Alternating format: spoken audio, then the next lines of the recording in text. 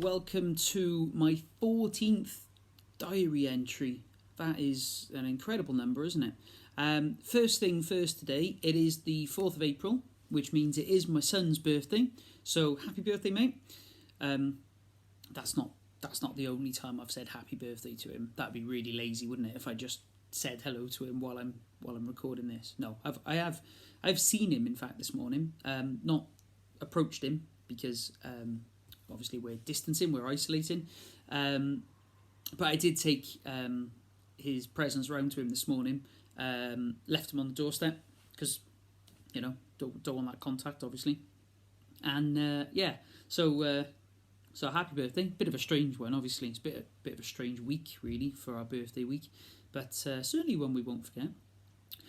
Exciting times when I got back from taking his presents to him. What was waiting for me, leaning against the door when I got back? You're going to be excited. What was it? Drum roll. Look! It was my Amazon parcel. My Amazon parcel that has been quite the topic of discussion and debate as to where it went. And I'm not going to be ashamed here to say I've had at least 4 people worried about it. It's here. It's arrived. Now, big question. Where's it been? Because when I got back, it was leaning against my door. Obviously, wasn't there when I left because I would have seen it. So, one thumb, has somebody taken it in thinking it was theirs, now just realised 2 days later, 44 hours later, that it's not their parcel, potentially. Two, finger, has somebody stolen it and suddenly had a bit of a moral dilemma and thought, oh, it's not mine, I really should give it back. And they waited for me to leave for the opportunity to sort of sneak it back to my door. Potentially, could be. Or three, middle finger, has my parcel in fact been held hostage all this time and I didn't know, and I've just sort of emailed Amazon and asked for another one, and it's sort of finally escaped and made its way to its destination and got as far as the door, but obviously I wasn't home when it knocked. Who knows? We'll never know. But it's here. So I don't really know what to do now in terms of Amazon because I've contacted them and, as I said, asked for a replacement. So I might end up with 2 lots of the present, which I don't necessarily need, but yeah. So interesting. But there you go. So that resolves that little cliffhanger that I left you on. I'm sure, 4 of you at least are going to be pleased to know that. That's good. The other thing I wanted to tell you about today is this little pile of paper that I found. Now, what is this pile of paper? Well, I can tell you, it smells really old, and you can probably tell from the state of some of these pages that it's not new. One of these pages was written on, because it's all handwritten, in 1993. The newest of these pages was written on in 1998. And it is my old primary school reports. Look at that.